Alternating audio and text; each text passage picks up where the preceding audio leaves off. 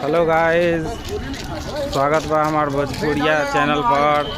हमारे को बड़का भगना कलकत्ते में रहेलान, तो वो हमनी कहीं नहीं आ जा, तो कहनी आ जा कि आव भेंट भाट हो जाई।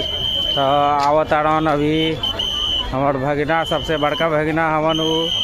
तो एजा कंप्यूटर इंजीनियर हमन उ कोलकाता में। तो अभी आवते बाड़न वो आगिल बड़न, देखिए आगिल बड़न हमार भगना राहुल।